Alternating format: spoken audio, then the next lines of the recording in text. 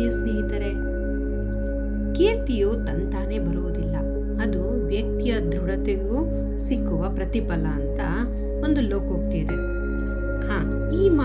ಈ ಲೋಕೋಕ್ತಿಯೊಂದಿಗೆ ನಾನು ಇವತ್ತಿನ ಒಂದು ಕಥೆಯನ್ನು ಪ್ರಾರಂಭಿಸ್ತಾ ಇದ್ದೀನಿ. ಒಂದು ಊರಿನಲ್ಲಿ ಯಮುನಾ ಅಂತ ಒಂದು ಪುಟ್ಟ ಹುಡುಗಿ ಇದ್ಲು. ಆ ಪುಟ್ಟ ಹುಡುಗಿಗೆ ತಾಯಿ ಇರಲಿಲ್ಲ. ಅವಳಿಗೆ ಮಲತಾಯಿ ಮತ್ತು ಮಲತಾಯಿಯ ಮಗಳು, ಅಪ್ಪ, ಇಷ್ಟು ಜನ ಅಂದರೆ ಒಟ್ಟು 4 ಜನ ಅವ್ರ ಮನೆಯಲ್ಲಿದ್ದರು. ಪ್ರತಿದಿನ ಅವಳನ್ನ ಗೊಳಿಕೊಂತಾನೇ ಇದ್ಲು ಮಲತಾಯಿ ಅವಳನ್ನ. ಒಂದು ದಿನನೂ ಒಂದು ಬಿಸಿ ಅನ್ನ ಕೊಟ್ಟಿದ್ದೇ ಇಲ್ಲ. ಪ್ರತಿದಿನನೂ ಕಿರುಕುಳ ಕೊಡ್ತಾನೇ ಇದ್ಲು. ಆಮೇಲೆ ಈ ಕಿರುಕುಳ ತಾಳಲಾರ್ದೆ ಎಷ್ಟೋ ಸಲ ಮಗು ಅಳ್ತಾ ಮೂಲೆಯಲ್ಲೂ ಕೂರ್ತಿತ್ತು. ಒಂದು ದಿನ ಅದು ಅತಿರೇಕ ಹೊರಟೋಯ್ತು. ಅವಳು ಹೇಳಿದ್ಲು, ನೀನು ನಿಮ್ಮ ಅಮ್ಮನ ಜೊತೆ ಹೊರಟೋಗೋ ಅಂತ ಅಂದ್ಬಿಟ್ಟು ಜೋರುವಾಗಿ ಅವಳನ್ನ ಮನೆಯಿಂದ ಹೊರಗಾಕಿದ್ಲು.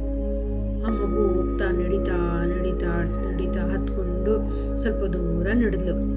ಹೀಗೆ ನಡೀತಾ ಇರಬೇಕಾದ್ರೆ ಒಂದು ಹೂವಿನ ಗಿಡ ಸಿಕ್ತು. ಹೂವಿನ ಗಿಡ ಹೇಳ್ತು, ಅಮ್ಮ ಯಮುನಾ, ದಯವಿಟ್ಟು ನನಗೆ ಸ್ವಲ್ಪ ನೀರು ಹಾಕ್ತೀಯಾ ಗಿಡಕ್ಕೆ? ನಾನು ಸ್ವರ್ಗ ಹೋಗಿದ್ದೀನಿ, ನನಗೊಂದು ಸ್ವಲ್ಪ ನೀರು ಹಾಕಿ ನನ್ನನ್ನು ಜೀವಂತ ಹಾಕ್ಸು ಅಂತ ಕೇಳ್ಕೊಂತು. ಅವಳು ಮೊದಲೇ ಮೃದು ಮನಸ್ಸಿನ ಹುಡುಗಿ ಯಮುನಾ. ಅವಳೇನು ಮಾಡಿದ್ಲು, ಗಿಡಕ್ಕೆ ಸ್ವಲ್ಪ ಅಲ್ಲೇ ಪಕ್ಕದಲ್ಲಿದ್ದ ಒಂದು ಹೊಂಡದಿಂದ ನೀರು ತನ್ನ ಹಾಕಿದ್ಲು. ಹಾಗೆ ಮುನ್ನಡೆದ್ಲು. ತುಂಬ ಧನ್ಯವಾದಗಳು ಕಣಮ್ಮ ಅಂತ ಹೂವಿನ ಗಿಡ ಹೇಳ್ತು. ಮುಂದೆ ನಡೆದ್ಲು. ಹಾಗೆ ಮುಂದೆ ನಡೀತಾ ಇರುವೆಗಳ ಗೂಡೊಂದು ಸಿಕ್ತು. ಆ ಇರುವೆಗಳೆಲ್ಲ ಊಟನೆಯಲ್ಲೇ ಪರದಾಡ್ತಿದ್ವು, ಓಡಾಡ್ತಾ ಇದ್ವು. ಹಾಗೆ ಅವೆಲ್ಲ ಕೇಳಿದ್ವು, ನೋಡಮ್ಮ ನಿನ್ನ ಹತ್ರ ಏನಾದರೂ ಇದ್ರೆ ತಿನ್ನಕ್ಕೆ ಹಾಕು, ನಮಗೆ ತುಂಬ ಹಸಿವಾಗ್ತಾ ಇದೆ ಅಂತ. ಅವಳು ತನ್ನ ಜೇಬಲ್ಲಿದ್ದಂಥ ಕಡಲೆ ಬೆಲ್ಲನ ಇರುವೆಗಳಿಗೆ ಹಾಕಿದ್ಲು. ಆ ಇರುವೆಗಳು ಕೂಡ ತುಂಬ ಮನಸಾರೆ ಆಶೀರ್ವಾದ ಮಾಡಿದ್ವು, ತುಂಬ ಧನ್ಯವಾದಗಳು ಮಗಳೇ ಅಂತ. ಇನ್ನೊಂದು ಸ್ವಲ್ಪ ದೂರ ಹೋದಾಗ ಒಂದು ಆನೆ ಕಾಲಿಗೆ ಮುಳ್ಳು ಚುಚ್ಚಿ ತುಂಬ ರೋದನೆ ಪಡ್ತಾ ಇತ್ತು. ರೋದನೆ ಪಟ್ಟು ಯಾರಾದರೂ ನಂಗೆ ಸಹಾಯ ಮಾಡಿ ಅಂತ ಕೇಳ್ತಾ ಇತ್ತು. ಅದನ್ನ ನೋಡಿದ ಅವಳು, ಮೊದಲೇ ಭಯ, ಆನೆ ಅಲ್ವಾ, ಏನಾದರೂ ಮಾಡಿಬಿಟ್ರೆ ಅಂತ ಅಂದ್ಬಿಟ್ಟು ಒಂದು ಸ್ವಲ್ಪ ಭಯ ಇತ್ತು. ಆದರೆ ಅವಳೇನು ಮಾಡಿದ್ಲು, ಭಯದಲ್ಲೇ ಹೋಗಿ ಸಹಾಯ ಮಾಡಿದ್ಲು. ಆ ಮುಳ್ಳನ್ನು ತೆಗೆದು ತನಗೆ ಗೊತ್ತಿದ್ದು ಒಂದು ಸೊಪ್ಪನ್ನು ಹಚ್ಚಿ ಅದಕ್ಕೆ ಗಾಯಕ್ಕೆ ಶುಶ್ರೂಷೆ ಮಾಡಿದ್ಲು. ಅದು ಕೂಡ ತುಂಬ ಧನ್ಯವಾದಗಳು ಮಗಳೇ, ನಿನ್ಗೆ ಒಳ್ಳೇದಾಗ್ಲಿ ಅಂತ ಆಶೀರ್ವಾದ ಮಾಡ್ತು. ಹಾಗೆ ಮುಂದೆ ಹೋದಾಗ ಒಂದು ಅಜ್ಜಿ ಮನೆಗೆ ಸಿಕ್ತು. ಅವಳಿಗೆ ಎಲ್ಲೋಗ್ಬೇಕು ಅಂತ ಗೊತ್ತಿರ್ಲಿಲ್ಲಲ್ಲ. ಅಜ್ಜಿ ಮನೇಲಿ ಕೇಳಿದ್ಲು, ನಾನು ಇಲ್ಲಿ ಉಳ್ಕೋಬೋದಾ ಅಜ್ಜಿ ಅಂತ. ಖಂಡಿತವಾಗಿ ಮಗಳೇ, ಬಾ ಒಳಗೆ, ಯಾರು ನೀನು ಅಂತ ಕೇಳಿದ್ಲು. ಅವಳು ನಡೆದ ಎಲ್ಲ ವಿಷಯಗಳನ್ನ ಹೇಳಿದ್ಲು. ತನ್ನ ಮಲತಾಯಿ ತನಗೆ ಕೊಡ್ತಿದ್ದ ಕಾಟ ಎಲ್ಲದ್ರ ಬಗ್ಗೆ ಅವಳು ವಿಸ್ತಾರವಾಗಿ ಅಜ್ಜಿ ಹತ್ರ ಕೇಳ್ಕೊಂಡ ಅಜ್ಜಿ ತುಂಬ ನೋವಿನಿಂದ, ಬಾ ಮಗಳೇ, ನೀನು ಮೊದಲು ಸ್ನಾನ ಮಾಡ್ಕೊ, ನಿನಗೆ ಒಳ್ಳೆ ಬಟ್ಟೆ ಕೊಡ್ಲಾ ಅಮ್ಮ ಅಥವಾ ಓಕೆನಾ ಸುಮಾರಾಗಿರೋ ಬಟ್ಟೆ ಕೊಡ್ಲಪ್ಪ ಅಂತ ಕೇಳ್ತು. ಅದಕ್ಕೆ ಅವಳು ಹೇಳಿದ್ಲು, ಅಜ್ಜಿ ನನಗೆ ಇಷ್ಟು ದಿನ ಅರ್ದಿರೋ ಬಟ್ಟೆಗಳನ್ನೇ ಹಾಕೊಂಡಿದ್ದೀನಿ, ನನಗದು ಅಭ್ಯಾಸ ಆಗ್ಬಿಟ್ಟಿದೆ, ಯಾವುದಾದ್ರೂ ಕೊಡಜ್ಜಿ ಅಂತ ಕೇಳಿದ್ಲು. ಆ ಅಜ್ಜಿ ಇಷ್ಟು ದಿನ ಅವಳು ಪಟ್ಟಿದ ಪಾಡನ್ನೆಲ್ಲ ನೆನೆಸ್ಕೊಂಡು ಅವಳು ಮನ್ಸು ಕರಿತು. ಅದಕ್ಕೆ ಅವಳು ಒಳ್ಳೆ ಬಟ್ಟೆಗಳನ್ನೇ ಕೊಟ್ಲು. ಆಮೇಲೆ ಸ್ವಲ್ಪ ಹೊತ್ತು ಆದಮೇಲೆ ಊಟಕ್ಕೆ ಕರೆದ್ಲು. ಊಟಕ್ಕೆ ಕರೆದಾಗ ಊಟಕ್ಕೆ ಹಾಕೊಟ್ಲು. ಊಟ ಮಾಡಿದ್ಲು. ಏನಮ್ಮ ಚಾಪೆ ಮೇಲೆ ಮಲಗ್ತೀಯೋ, ನಿನಗೆ ಹಾಸಿಗೆನೇ ಬೇಕು ಅಂತ ಕೇಳಿದ್ಲು. ಅಜ್ಜಿ, ನನಗೆ ಪ್ರತಿದಿನ ಚಾಪೆ ಮೇಲೆ ಮಲಗಿ ನನಗೆ ಅಭ್ಯಾಸ ಆಗ್ಬಿಟ್ಟಿದೆ, ನನಗೆ ಪರವಾಗಿಲ್ಲ ಅಜ್ಜಿ, ಚಾಪೆನೇ ಕೊಡಿ ಅಂತ ಕೇಳಿದ್ಲು. ಆಮೇಲೆ ಅಜ್ಜಿ ಅವಳ ಸ್ಥಿತಿನ ಅರ್ಥ ಮಾಡಿಕೊಂಡು ಹಾಸಿಗೆ ಹಾಸ್ಕೊಟ್ಲು. ಇದನ್ನೆಲ್ಲ ಗಮನಿಸಿ ಒಂದು ಸ್ವಲ್ಪ ಮಲ್ಕೊಂಡೆಲ್ಲ ಆಯಿತು. ಬೆಳಗ್ಗೆ ಎದ್ದಾಗ ತಕ್ಷಣ ಅವಳು ಅಂದ್ಲು, ಅಜ್ಜಿ ನಾನು ಹೊರಡ್ತೀನಿ ಅಂತ ಕೇಳಿದ್ಲು. ಬೇಡ ಮಗಳೇ, ಬಾ, ಇಲ್ಲಿ ನಿನಗೆ ದೋಸೆ ಹಾಕ್ಕೊಡ್ತೀನಿ ಬಾ ಅಂತ ಅಂದ್ಬಿಟ್ಟು ಬಿಸಿ ಬಿಸಿ ದೋಸೆ ಹಾಕ್ಕೊಟ್ಟು ತಿನ್ನೋಕ್ಕೆ ಕೊಟ್ಲು. ಹಾಗೆ ನಾನು ಹೊರಡ್ಲ ಅಜ್ಜಿ ಅಂತ ಆಶೀರ್ವಾದ ತಗೊಳ್ಳುವಾಗ ಅಜ್ಜಿ ಒಂದು ಗಂಟಲ್ಲಿ ತನ್ನಲ್ಲಿದ್ದಂಥ ಒಡವೆಗಳು, ಒಳ್ಳೊಳ್ಳೆ ಬಟ್ಟೆಗಳು ಎಲ್ಲನೂ, ಸ್ವಲ್ಪ ಹಣ, ಖರ್ಚಿಗೆ ಸ್ವಲ್ಪ ಹಣ ಎಲ್ಲನೂ ಇಟ್ಟು, ತಗೋ ಮಗಳೇ, ನಿಂಗೆ ತುಂಬ ಹೆಲ್ಪ್ ಆಗುತ್ತೆ, ನಿನ್ನ ಒಳ್ಳೆ ಗುಣಕ್ಕೆ ನೀನು ಚೆನ್ನಾಗಿರ್ತೀಯ, ಇನ್ನು ಮುಂದೆ ನಿನ್ಗೆ ಯಾವುದೇ ಕಷ್ಟ ಬರಲ್ಲ ಕಂದ, ಹೋಗ್ಬಿಡ್ಬಾ ಅಂತ ಹೇಳಲು. ಸರಿ ಆಯಿತು, ಅದನ್ನ ತಗೊಂಡು ಅವಳು ಹೊರಟಳು. ಹೊರಟಾಗ ಆನೆ ಸಿಕ್ತು. ಮೊನ್ನೆ ಮೊನ್ನೆ ಶುಶ್ರೂಷೆ ಮಾಡಿದ್ಲಲ್ಲ ಕಾಲಿಗೆ ಚುಚ್ಚಿದಾಗ ಆ ಆನೆ ಅವಳನ್ನ ಬಾ ಮಗಳೇ, ನೀನು ನನಗೆ ಸಹಾಯ ಮಾಡಿದ್ಯಲ್ಲ, ಇಷ್ಟು ಬಿಸಿಲಲ್ಲಿ ಯಾಕೆ ನಡ್ಕೊಂಡು ಹೋಗ್ತೀಯಾ, ನಾನು ನಿನ್ನನ್ನು ಕೂರಿಸ್ಕೊಂಡು ಹೋಗ್ತೀನಿ ಬಾಮ್ಮ ಅಂತ ತನ್ನ ಬೆನ್ನ ಮೇಲೆ ಕೂರಿಸ್ಕೊಂಡು ಕರ್ಕೊಂಡೋಯ್ತು. ಹಾಗೆ ಸ್ವಲ್ಪ ದೂರ ಮುನ್ನಡೆಯುವಾಗಲೇ ಇರುವೆಗಳ ಗೂಡು ಸಿಕ್ತು. ಆ ಇರುವೆಗಳೆಲ್ಲ, ಓ ನೀ ಯಮುನಾ ಬಂದ್ಯಾ, ಬಾಮ್ಮ ನೀನು ನಿನ್ನ ಜೀವನ ಎಲ್ಲ ಸಿಹಿಯಾಗಿರ್ಲಿ ಅಂತ ನಾವು ನಿಮಗೆ ಈ ಸಕ್ಕರೆ ಕೊಡ್ತಾ ಇದ್ದೀವಿ ಅಂತ ಒಂದು ಮೂಟೆ ಸಕ್ಕರೆ ಕೊಡ್ತು. ಹಾಗೆ ಅದನ್ನ ತಗೊಂಡು, ಇದನ್ನ ತಗೊಳ್ಳಮ್ಮ, ನಮ್ಗೆ ಅಳಿಲು ಸೇವೆ, ಬೈಕೊಂಬೇಡ, ನಮ್ಮ ಕೈಲಿ ಆಗೋದೇ ಇಷ್ಟು ಅಂತ ಕೊಡ್ತು. ಆಯ್ತು, ತುಂಬಾ ಧನ್ಯವಾದಗಳಂತೇಳಿ ಅವುಗಳು ಅವ ಆಶೀರ್ವಾದನ ಕೊಡುತ್ತವು. ಹಾಗೆ ಮುಂದೆ ನಡೆದ್ಲು. ಹೂವಿನ ಗಿಡ ಸಿಕ್ತು. ಹೂವಿನ ಗಿಡದಲ್ಲಿ ಅದು ಗುಲಾಬಿ ಹೂವಿನ ಗಿಡ. ಹಾಗೂ ಗುಲಾಬಿ ಹೂವಿನ ಗಿಡದಲ್ಲಿ ಎಷ್ಟು ಒಳ್ಳೊಳ್ಳೆ ಬಣ್ಣ ಬಣ್ಣದ ಗುಲಾಬಿ ಹೂಗಳು ಹರಳಿದ್ವು. ಅವುಗಳನ್ನ ಗಿಡ ಹೇಳ್ತು, ನೋಡಮ್ಮ, ನೀನು ಅವತ್ತು ನೀರು ಹಾಕೋದಿಯಲ್ಲ, ಇವತ್ತು ನೋಡು ನಾನು ಜೀವಂತವಾಗಿ ಎಷ್ಟು ಒಳಪಿನಿಂದ ನಾನು ಕಂಗೊಳಿಸ್ತಾ ಇದ್ದೀನಿ, ತಗೋ ನನ್ನ ಹತ್ರ ಇರೋ ಒಂದು ಹೂವನ್ನ ನೀನು ಮುಡ್ಕೋ ಅಂತ ಕೊಡ್ತು. ಸರಿ, ಆ ಹೂವನ್ನ ಮುಡ್ಕೊಂಡು ಮುಂದೆ ಅವ್ರ ಮನೆಗೆ ಹೋದ್ಲು. ಮನೆಗೆ ಹೋದಾಗ ಬಾಗಿಲು ಬಿಡಿದ್ಲು. ಅವಳು ಅಮ್ಮ ಅಂತ ಅಂದ್ಲು. ಯಾರದು ಬಂದಿರೋದು ಅಂತ. ಸುಮಾರು ಮುಸಂಜೆ ಹೊತ್ತು ಆಗಿತ್ತು. ಆಗ ಅಜ್ಜಿ ಅವರ ಮಲತಾಯಿನಂದ್ಲು, ಯಾರದು ಇಷ್ಟೊತ್ತಿನಲ್ಲಿ, ಯಾರದು ಅಂತ ಕೇಳಿದ್ರು. ಅಮ್ಮ ನಾನಮ್ಮ. ಆಕೆ ಅಷ್ಟು ಧೋರಣೆ ಮಾಡಿದ್ರು ಕೂಡ ಮಲತಾಯಿನ ಯಾವತ್ತೂ ಚಿಕ್ಕಮ್ಮ ಅಂತ ಕರೀತಿರ್ಲಿಲ್ಲ, ಅಮ್ಮ ಅಂತಾನೆ ಕರೀತಾ ಇದ್ಲು. ಹಾಗೆ ಬಾಗ್ಲು ತೆರೆದು ನೋಡಿದಾಗ ಒಳ್ಳೆ ಸುಂದರವಾಗಿ ಒಳ್ಳೆ ಬಟ್ಟೆ ಹಾಕೊಂಡು ಕೈಯಲ್ಲೆಲ್ಲ ಒಡವೆ ವಸ್ತ್ರಗಳೆಲ್ಲ ಇದೆ.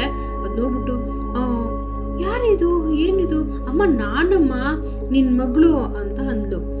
ಓ ನೀನಾ, ಯಮುನಾನಾ, ನನಗೆ ಗೊತ್ತಾಗ್ತಿಲ್ಲ, ಏನು ಇದೆಲ್ಲ ಹೆಂಗೆ ಸಿಕ್ತು ನಿನಗೆ ಅಂತ ತುಂಬ ಆಶ್ಚರ್ಯವಾಗಿ ಕೇಳಲ್ಲು.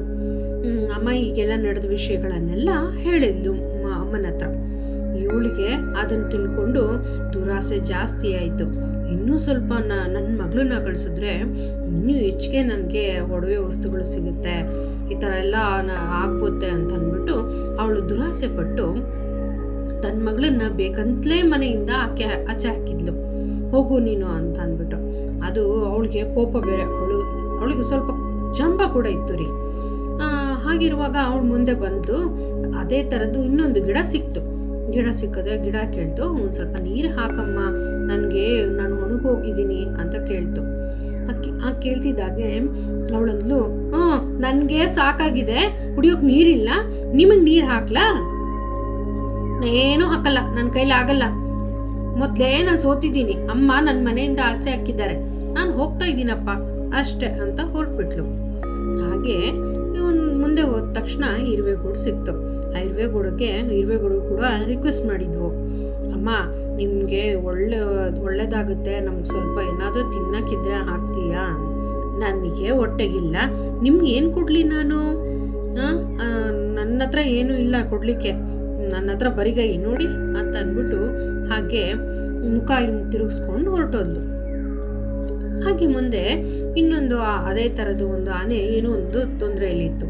ಆನೆ ಕೇಳ್ತು, ನಂಗೆ ಸಹಾಯ ಮಾಡಮ್ಮ, ಏನಾದರೂ ನಂಗೆ ತುಂಬ ನೋವಾಗ್ತಾ ಇದೆ ಅಂತ ಕೇಳಿದ್ರೆ ಅವಳಂದ್ಲು, ನೀನು ನಾನು ಸಹಾಯ ಮಾಡಿದರೆ ನೀನು ನನಗೆ ಹಾನಿ ಮಾಡಿಬಿಟ್ರೆ, ಇಲ್ಲಪ್ಪ ಇಲ್ಲ, ನನಗೆ ಭಯ ಆಗುತ್ತೆ, ಅಷ್ಟಕ್ಕೂ ನನಗೆ ಆನೆಗಳಂದರೆ ಭಯ, ಆನೆಗಳು ಗುದ್ಬಿಟ್ರೆ ಅಂತ ಅಂದ್ಬಿಟ್ಟು ಎದ್ರುಕೊಂಡು ಹೊರಟೋದ್ಲು.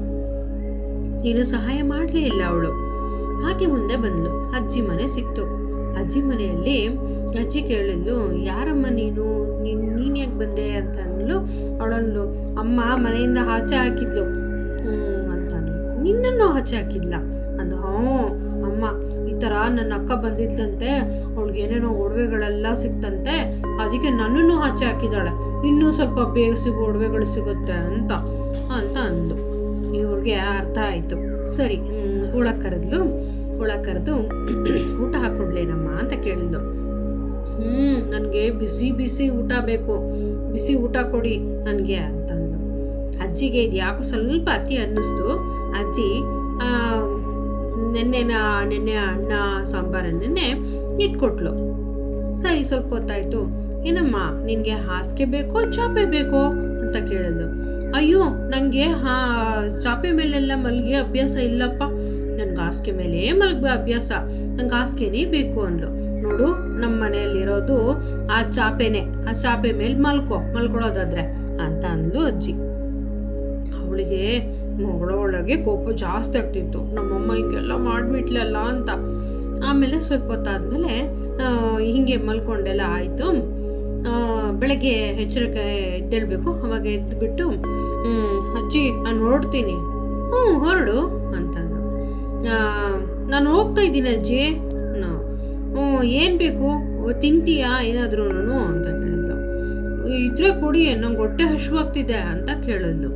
ಸರಿ ಅಂತ ಸ್ವಲ್ಪ ಊಟ ಇಟ್ಕೊಟ್ಲು, ತಿಂದ್ಲು ಇವಳು. ಸರಿ ಇವಳು ತಿಂದಾದ್ಮೇಲೆ ಅಜ್ಜಿ ನಂಗೇನು ಕೊಡಲ್ವಾ ನೀನು ಅಂತ ಕೇಳಿದ್ಲು. ಏನು ಕೊಡ್ಬೇಕು ನಾನು ನಿಂಗೆ ಅಂತ ಕೇಳಿದ್ಲು. ಏನು ನಮ್ಮ ಅಕ್ಕಂಗೆ ಕೊಟ್ರಿ ನೀವು, ಅದಕ್ಕೆ ನನಗೂ ಕೊಡ್ತೀರೇನೋ ಅಂತ. ಏನು ಇಲ್ಲಮ್ಮ, ನನ್ನ ಹತ್ರ ಏನೂ ಇಲ್ಲ ಕೊಡ್ಲಿಕ್ಕೆ ಈಗ ಅಂದ ಅಂದ್ಲು. ಸರಿ ಪೇಚ್ ಮೋರೆ ಹಾಕ್ಕೊಂಡು ಅವಳು ಅಲ್ಲಿಂದ ಹೊರಟ್ಲು. ಅಲ್ಲಿಂದ ಹೊರಟ ತಕ್ಷಣ ಆನೆ ಸಿಕ್ತು. ಆನೆಗೆ ಕೋಪ ವಿಪರೀತ, ಯಾಕಂದ್ರೆ ಕಷ್ಟದಲ್ಲಿರುವಾಗ ಸಹಾಯ ಮಾಡ್ಲಿಲ್ವಲ್ಲ, ಹಾಗೆ ಹೋಗ್ಬಿಟ್ಲು ಮುಖ ಮುರ್ಕೊಂಡು. ಅದಕ್ಕೆ ಆನೆ ಏನು ಮಾಡ್ತು, ನೀನು ಮಾಡ್ತೀನಿ ತಡಿ ಅಂತ ಅಟ್ಟಿಸ್ಕೊಂಡು ಬಂದ್ಬಿಡ್ತು.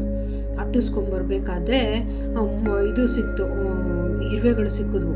ಇರುವೆಗಳು ಸಿಕ್ಕಿದ್ರೆ ಇರುವೆಗಳಿಗೆ ಅವೇನು ಮಾಡೋದು, ಎಲ್ಲ ಅವಳು ಪೂರ ಮೈಯೆಲ್ಲ ಹತ್ಕೊಂಡ್ಬಿಟ್ಟು ನಾವಷ್ಟು ದಯನೀಯವಾಗಿ ಹೊಟ್ಟೆ ಹಸಿವಾಗ್ತಿದೆ ಅಂತ ಕೇಳಿದ್ರು ಒಂದು ಸ್ವಲ್ಪ ತಿನ್ನಕ್ಕಾಗ್ದಲ್ಲೇ ಹೊರಟೋದೆಲ್ಲ, ನೀನು ಎಷ್ಟು ನಿಷ್ಠೂರವಾದೆ, ನೀನು ಒಂಚೂರು ಕರುಣೆನೇ ಇಲ್ಲ ನಿನ್ನಲ್ಲಿ ಅಂತ ಅಂದ್ಬಿಟ್ಟು ಅವೆಲ್ಲ ಕಚ್ಚಿಬಿಟ್ವು.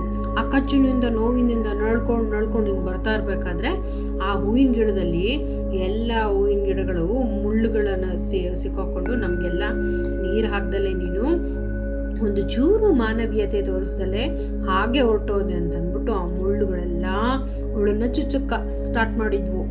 ಇವಳು ಅಯ್ಯೋ ಅಮ್ಮ ನೋವಾಗ್ತಾ ಇದೆ ಅಂತ ಚೀರ್ತಾ ಇದ್ಲು.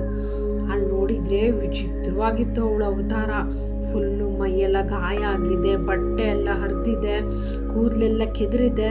ಹಿಂಗೆಲ್ಲ ಹಾಕೊಂಡು ನರಳ್ಕೊಂಡು ಅಮ್ಮ ಅಯ್ಯೋ ಅಮ್ಮ ಅಯ್ಯೋ ಅಂತ ಹೊರಟಾಗ ಅಮ್ಮನ ಮನೆ ಹತ್ರ ಬಂದು ಅಮ್ಮ ಅಮ್ಮ ಅಂತ ಬಾಗ್ಲು ಬಡಿದ್ಲು. ಯಾರದು ಭಿಕ್ಷುಕರು, ಮುಂದಕ್ಕೆ ಹೋಗಿ ಅನ್ಲು ಅವ್ರಮ್ಮ. ಹಾಗೆ ಇವಳಂದ್ಲು, ಅಮ್ಮ ನಾನು ಭಿಕ್ಷುಕಿ ಅಲ್ಲಮ್ಮ, ನಾನು ನಿನ್ನ ಮಗಳು ಅಂತಂದು. ನನ್ನ ಮಗಳ ಅಂತ ಬಾಗ್ಲು ತೆಗೆದು ನೋಡ್ತಾಳೆ. ಅವಳಿಗೊಮ್ಮೆಲೆ ಆಶ್ಚರ್ಯ ಆಗೋಯ್ತು. ಯಾಕಂದ್ರೆ ಹೋಗುವಾಗ ಇದ್ದ ಮಗಳು ಈಗ ಅದೇ ಸ್ಥಿತಿಯಲ್ಲಿ ಬಂದಿರಲಿಲ್ಲ. ಅವಳ ಬಟ್ಟೆ ಎಲ್ಲ ಹರಿದೋಗಿತ್ತು, ತುಂಬ ದಯನೀಯ ಸ್ಥಿತಿಯಲ್ಲಿದ್ಲು. ಆಮೇಲೆ ಅವಳಿಗೆ ಅದರ ಅರಿವು ಆಯಿತು. ಮಗಳು ಹೇಳಿದ್ಲು, ಯಮುನಾ ಅಮ್ಮ ಅತಿ ಆಸೆ ಒಳ್ಳೇದಲ್ಲ ಅಮ್ಮ, ಆಸೆ ಪಟ್ಟರೆ ಒಳ್ಳೇದು, ಅತಿ ಆಸೆ ಒಳ್ಳೇದಲ್ಲ, ಅತಿ ಆಸೆಯೇ ಗತಿ ಕೇಡು, ತಿಳ್ಕೊಳಮ್ಮ ಅಂತ ಅಂದ್ಲು. ಇದೆಲ್ಲ ಪ್ರಕರಣ ನಡೆದಿದ್ರಿಂದ ಆ ಮಲತಾಯಿಗೆ ಒಟ್ಟಾರೆ ಅರ್ಥ ಆಯಿತು. ಓಕೆ, ನಾವು ತುಂಬ ಅತಿ ಆಸೆ ಪಡಬಾರ್ದು ಅಂತ. ಮಕ್ಕಳೇ ಹಾಗೂ ಸ್ನೇಹಿತರೆ, ಇವತ್ತಿನ ಈ ಕತೆ ನಿಮಗೆ ಅರ್ಥ ಆಗಿದೆ ಅಲ್ವಾ? ಯಾವತ್ತು ನಾವು ನಮಗೆ ಸಿಕ್ಕಿದ್ರಷ್ಟಲ್ಲೇ ಖುಷಿ ಪಡಬೇಕು. ನಮಗೆ ಅತಿ ಆಸೆ ಪಟ್ಟರೆ ನಮ್ಗೆ ಸಿಗೋಲ್ಲ. ಅರ್ಥ ಆಯ್ತಾ? ಇವತ್ತಿನ ಈ ಕತೆ ನಿಮ್ಗೆ ಇಷ್ಟ ಆಗಿದ್ರೆ ಪ್ಲೀಸ್ ಲೈಕ್ ಮಾಡಿ, ಶೇರ್ ಮಾಡಿ, ಸಬ್ಸ್ಕ್ರೈಬ್ ಮಾಡಿ. Thank you.